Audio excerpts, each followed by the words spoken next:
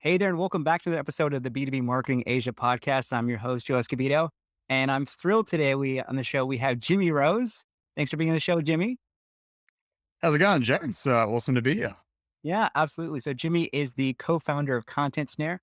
And the reason I found Jimmy was I was actually on a productivity automation kick recently, and I stumbled upon one of his videos, and so we thereafter. And so I had to have Jimmy on the show to share some of the marketing automation or productivity hacks that are definitely helpful for marketers. So Jimmy, I would love to hand it over to you and hear what has been working for you and maybe some of the clients you've worked with. The main thing I always start with productivity in general is just saying no. That's the number one, absolute number one thing that can make a lot of other problems in life go away is when you just get more selective on what you're doing and who you work with. It's funny because I know this and it's literally stuck on my wall, this kind of stuff to encourage me to say no more often. Yet I forget and I take on more things. And I actually just finished reading the book Essentialism, which kind of reiterates the exact same thing again, but it was like the final push I needed to start like removing myself from things that I don't want to do.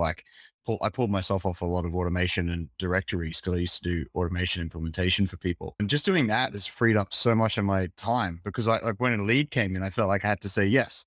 So I went to the source and I cut off this thing that I shouldn't be doing. I guess strategy can apply to everything in life, like social situations that if you feel like you're saying yes to things you shouldn't be socially, as well as like clients that you shouldn't be working with. If you get a red flag client, you're allowed to say no to all these things, like of social events that you don't want to go to, clients that you don't want to work with, to requests for free help from people. You're allowed to say no. So that's my absolute number one thing that I think more people need to hear more often because even though I know this, every time I hear it, I'm like, it jogs something for me. I'm like, I shouldn't be doing that thing. Yeah.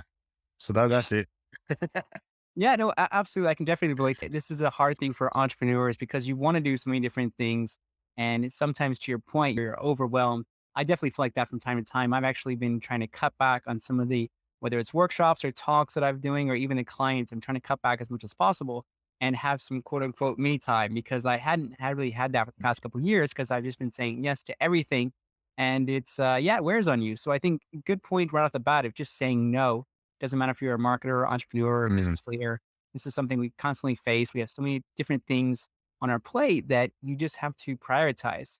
So I want Yeah. to hear from your point of view, how do you prioritize? Because there's so many things that you're working on with the different businesses. What do you say yes? What do you say no to?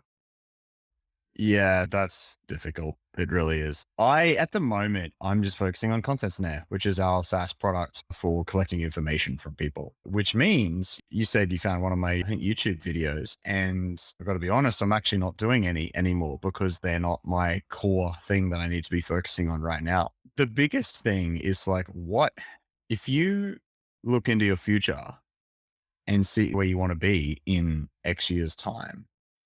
Does you need to work on the things that are going to get you there. And so my vision is that I have a software product that I'm planning product, doing product development, maybe a little bit of support because I like talking to customers. Like that's the stuff I want to be doing.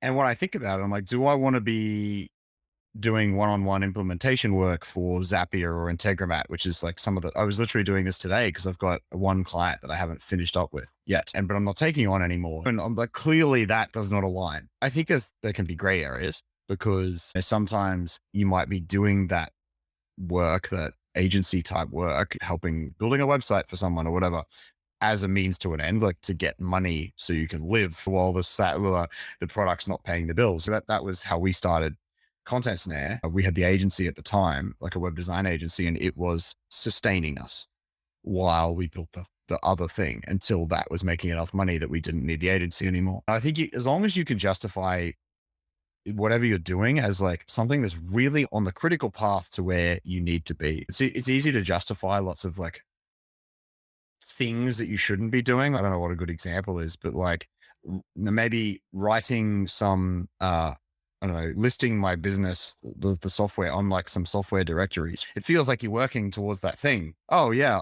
I'm writing about my product. I'm putting it on this directory. Maybe someone will find us through that directory, but is that actually going to grow your business? Is it really? Probably not. That's probably not something you should be doing.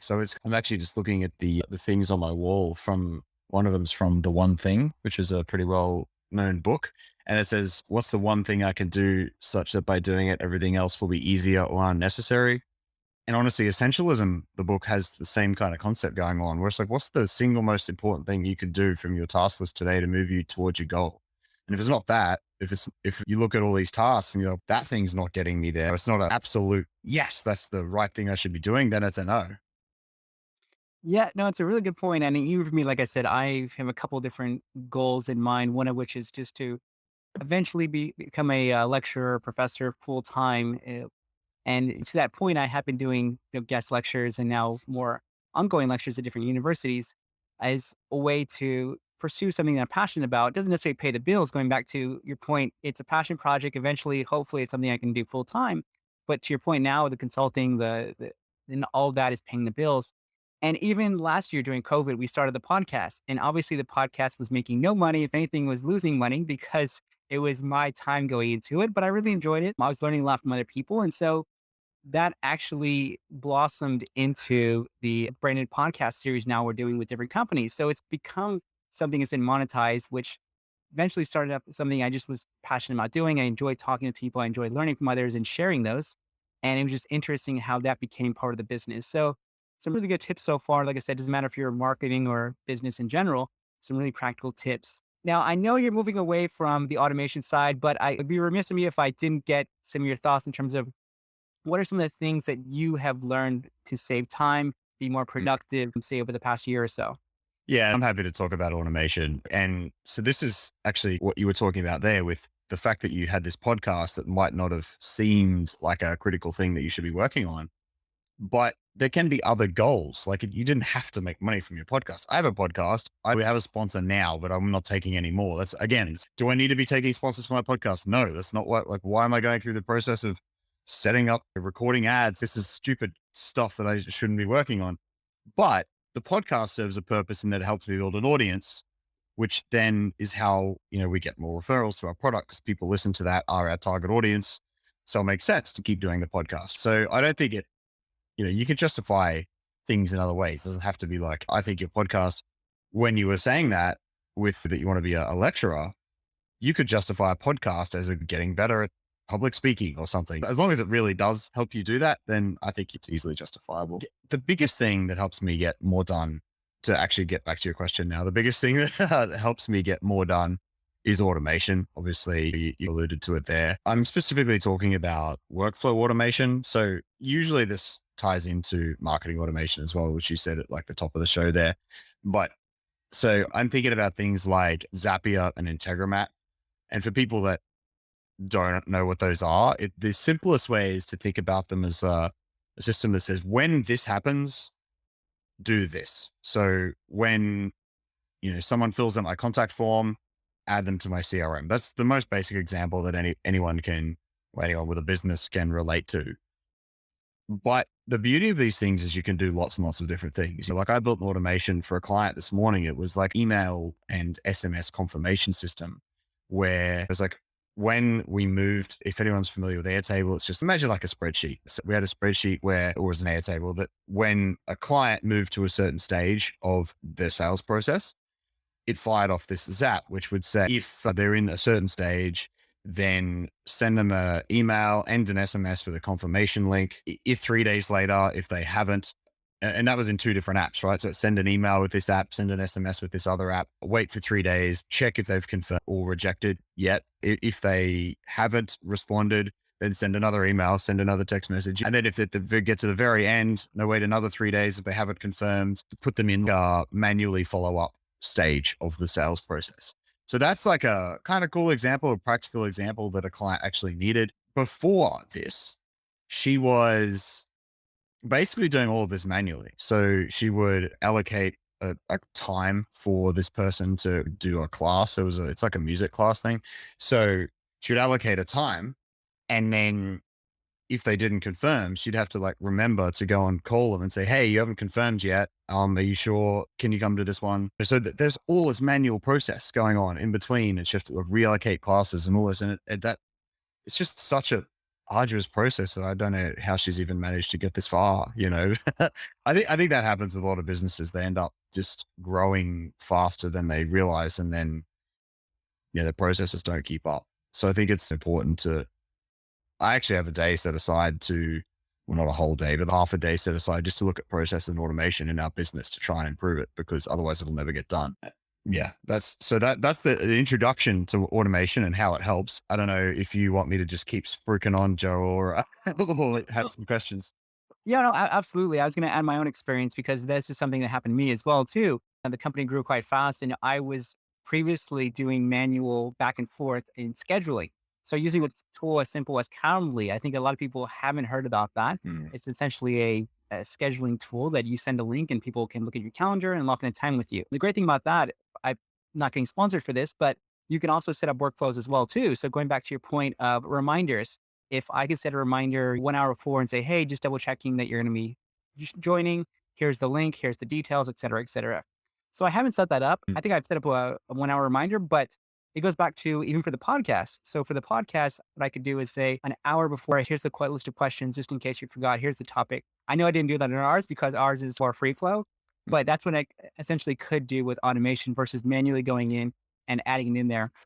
Yeah. Here's a couple more. Yeah, please go Well, ahead. it's a really good example, Calendly, because I was focusing on workflow automation tools there, like Zapier, for example. But pretty much any piece of software these days is some level of automation. And Calendly is a great example because, yeah, it's a simple way you're automating the backwards and forwards of trying to sort out a time that you're both available. That's the old way of doing it is, are you available on Tuesday at 6 p.m. or Monday at 3 p.m.? Who wants to go through that process anymore when you just go, here's the link to Calendly, bang, they book it at a time that works for them. It sorts out time zones. That's a really good form of automation. But then, of course, like you said, you've got the email reminders. My Calendly, when someone books a podcast, it's following them up and making sure, like a week out, they know it's coming up. A day out, they've got it's reminding them to make sure they've got the link to join the podcast recording system.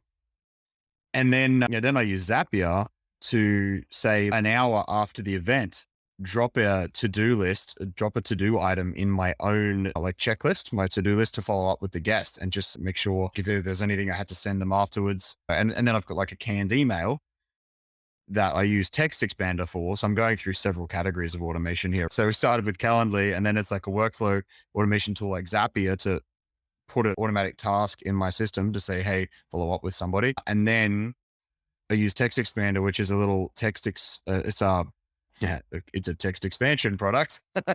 It's right there in the name, but that means it creates like shortcuts on your keyboard to snippets of text. Basically, is the easiest way to describe it. So my email is a snippet in there. So instead of typing out the James at blah blah blah.com, I just go like colon E or semicolon E, and that expands into my full email. Just like with the podcast, it reminds me to follow up with this person, but then I just click their email address in my to do, which opens up Gmail. And then instead of typing the email out, I just press it's like semicolon AH for my agency highway email follow up. So AHEF. And that's how I structure my snippets. And then that expands into a full email with puts in a placeholder of their name and all this kind of stuff. That's like a whole bunch of extra time saving stuff there. So I didn't have to remember to follow up with the person because the automation, because Zapier put the to do in. And then I just click the link. So I don't have to type their email in and then I don't have to type the email because it's already written in a text expander product. All these things chain together to save time. Yeah, absolutely. This is something I introduced to my colleague recently, and it kind of blew her mind. It's like a text expander because I use it all the time. So, for example, I have one for the link to my newsletter. So people always ask me, "Okay, can I get a link to a newsletter?" I just have two letters, and it essentially brings up the entire URL that people can go ahead Yeah. and click on. And also going back to canned messages, I think that's one thing that people are maybe not aware of. So there's canned message templates in Gmail. So I use Gmail for business, but also I believe in Outlook as well too. So it's very easy to set up. Once you set it up, you can just go on the bottom right-hand corner and then click the template, open that up basically back to your point, and it opens the entire email template. So for Mm. example, if this is a podcast. Hey, thanks so much for attending the podcast. Here's a link to join. So it has all that text in there, and basically you just go in there, copy and paste the link and so on. So those, Yeah. yeah. So I actually prefer Text Expander to those kind of systems, right? That's you can do the same thing. I used to use Gmail templates, but now all my email templates are just in Text Expander because I find them easier, because instead of having to click down there and then navigate through the templates, I literally just type in my shortcut. And there's actually a search function on Text Expander too. I think it's control forward slash from memory. Yeah, that brings it up. Control forward slash, and you can search through your snippets. So if you forget the code that you need to pull up a certain email, you just go, for me, I just go control slash podcast and then boom, there's the email that I need. So I don't know. I dig that, like working through the keyboard. I know there's probably keyboard shortcuts to the Gmail templates as well. I just find anything text now pretty much goes through Text Expander unless it needs to be shared by the team. So like canned responses on our support desk, that sits separate because we share those across the team. I believe there are team plans for Text Expander as well. I just haven't looked into it. Yeah, that's a good point, whether you're doing it from an individual point of view or you're setting up similar systems for your teams. Awesome. Are there any other things we talked about text expanders? We talked about canned messages. We talked about a little bit about Zapier or Ethermat. Anything else that you think has saved you a bunch of time over the past year or so? Huh. Yeah, inbox productivity is a big topic.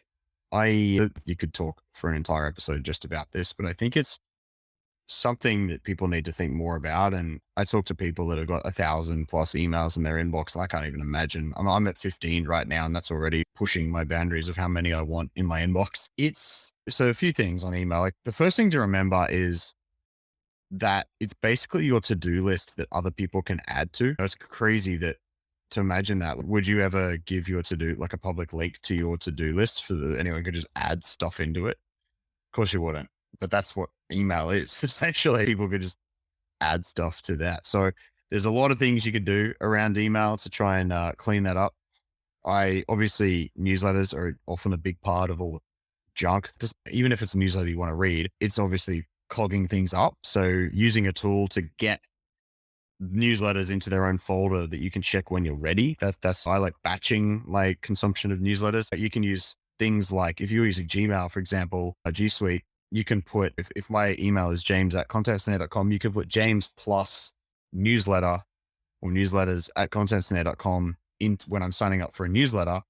And then you can make a filter that says anything that starts with James plus newsletters automatically gets put in the newsletter folder. So then you can check them at a certain time. That's not clogging up your inbox. You can use SaneBox as well. SANE. SaneBox is a kind of good tool. I think it's $60 a year. I use this and it does that automatically. It tries to work out what a newsletter to put them in the right folders and what are like notifications. So if it's, I don't know, I get a notification when my automatic transfers happen from my bank or when someone books a link on Calendly, like those are just notifications. So it chucks them all in the bulk folder. It's called seen bulk. And it gets those out of like, I don't have to process them or I do like at some point I go into that folder and I just scan through it and then nothing I need to see. Okay, cool. I'll just get rid of all of those emails. Basically that product's really good at just having automatic filtering of some description, like setting up rules. If there's a certain kind of email you keep getting all the time that you shouldn't really be looking at, like a Google alert, you can filter anything that comes from Google Alerts, stick it in the Google Alerts folder. I think a lot of people forget about that kind of system. It doesn't take long to set it up and really help manage your inbox. Obviously unsubscribe from stuff that you don't want anymore, except for Joe's newsletter and for my newsletter. You definitely want those. Exactly. Yeah. Yeah, and they're the main things, being protective of your inbox. So then, like, you also don't want to be that person that doesn't reply to shit. I'm sorry if I get a swearing policy on this, but it, I just really annoys me when I have to follow up with people on just normal personal stuff because I always reply to people because I've only got 20 things in my inbox and I'm good at managing. I very rarely miss something. So people are going to forget, obviously, to reply. So a follow-up tool is probably the next thing I would recommend. So I use followupthen.com, which is amazing. I like it because you can use it on any email system. Like even if you're on your phone or you're on Gmail or you're on Outlook, doesn't matter. You can still use it. You basically just CC an address like 5days at followupthen.com and then it will bounce that back to you. Sorry, BCC, because CC actually bounces it back to the person you're emailing as well, which you don't want. It's impersonal and rubbish. But if you BCC it, it bounces back to you to remember to follow up. I don't use it so much anymore because I switched to Superhuman, which is an expensive Gmail client, but it saves me a lot of time. It's got a function built in for automatically following up. So I just press like Control H when I'm sending an email and say 1 week and hit enter and then send the email and it'll automatically bounce back in a week if they don't reply. That's kind of nice. So I guess Superhuman's worth mentioning too if anyone's interested. It's $30 US a month. So it's hard to justify. But you think about how much time you spend in email, it's probably a lot. And I can easily justify that in the time saved. Like it's way, way more than an hour a month. So $30, it's pretty the ROI is there. Yeah. Absolutely. One that I was going to add is I think, yeah, yours are probably more productive than mine are. I just use the snooze button on Mm, on Gmail. So for example, if it's a going back to your thing, it's a newsletter, I can filter it out or I can send it to Friday. So I usually look at all the educational stuff that I want to learn about on Friday and I try to just hit the snooze button, say push it to Friday, only show up then. Or if I need to follow up to an email up in 48 hours, I just say snooze this for 48 hours. So that's something that I use. It's just built into Gmail, but I've heard some yeah. people really like Superhuman because it's all built in. Whereas this one is a little bit more manual. I have to go here and click the snooze Mm. button and then pick the time. There's probably a shortcut for that as well too. Yeah, maybe, I probably. That the big draw card with Superhuman is the fact that it's so keyboard based. Like everything is keyboard shortcuts. That's what and it's just fast. Like the UI is fast. I've had issues in Gmail where it couldn't even handle loading a thread because it was too big. As soon as you go over 50, and I've got threads that are, you know, 90 messages long, and it just can't load them. It literally locks up my computer, and this thing's a beast. Everything else is fine. It's just Gmail freezes all the time, and I just don't have that problem with Superhuman. So just there, I get my money's worth and not wanting to throw my computer out the window. yeah. Actually, no, it's a good point. I have constant issues with Gmail as well too because I have longer threads as well, and Mm. sometimes it just loads, sometimes it just crashes. Mhm. It's not the best built if you have larger files or longer threads. It Yep. for me, it just slows down or just stops loading. So that's a 100%. call too. That was the number one reason I went looking for a client. Everything else was a bonus. All the other stuff was an absolute bonus, and I could cancel my follow up then subscription. I actually kept it and gave it to my one of my colleagues. And it's a really good tool. You don't even need SaneBox too, because it's got its own version of SaneBox in there. But so I could have canceled that as well, but just haven't got around to it yet. Putting on the list of processes is tough to do. Yeah, a lot of the time, that's another thing is shiny tools. That's like an anti-productivity tool is trying to like change to another system. I always see people like asking about new systems to do X, Y, Z. And a lot of the time, if your current systems are working well enough, it's not worth changing. For Gmail, it was painful enough for me that I just bloody needed another tool. And I spend that much time in email. I'm using Active Campaign at the moment, and it's getting worse and worse as time goes on. They're not fixing the things they need. I'm not moving because I know it's going to be like 2 weeks of time for me and the team to get everything into a new system or recreate all our automations. So sometimes just another type of saying no. Do I really need to set up set up this new system? This is a balance between setting up automations and new tools. As long as it's going to save you that time back in the future, then it makes sense. Yeah, and I'm guilty of that as well too, because I'm always interested in new tools, not only for myself, but also sharing those. But I think to your point, Mm, sometimes it takes up a lot more time in actually looking at those tools, researching mm, them, setting them up that you actually do use them. So going back to your point, I do the same thing. If I'm spending too much time or I realize I'm spending too much time on a particular task, I do some research and I say, can I replace this with some kind of automation? If yes, I'll check it out. If no, yeah. and I would try to avoid it, but yes, I'm guilty of that, sometimes as well too. Yeah. And it creeps up too, like with Zapier, like an example I use all the time, just easy to understand is if something takes you 15 minutes a week, for example, it doesn't sound like something worth automating because it's such a small task. But if you go and spend, I don't know, like an hour building an automation to do that, maybe a couple of hours, let's say it takes 2 hours to build an automation to automate that 15-minute task. It's what, 8 weeks until you've paid that back essentially. So 15 minutes into 2 hours, it's 8 weeks and you'll break even on your time. And after that, you've got a free 15 minutes. That doesn't sound like a lot, but when you do this a whole bunch of times, like, I'm sure you have too, Joe. Like I did some rough maths on my accounts and how much they automate, assuming about 30 seconds a task. And we took in like 120 hours a month saved from Zapier, basically. And that's a lot. That's like almost a whole human. Yeah, exactly. So I think your point, calculating how much time you're spending, how much time you could potentially save, see if it's Mm, worth the investment financially as well as for your time. So I think these are really good tips.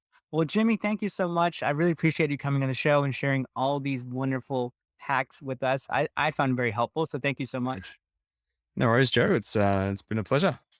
Absolutely. Thank you guys so much. I hope you enjoyed today's episode like I did. If you do, feel free to share it with anyone who's interested in becoming more productive with their day to day life.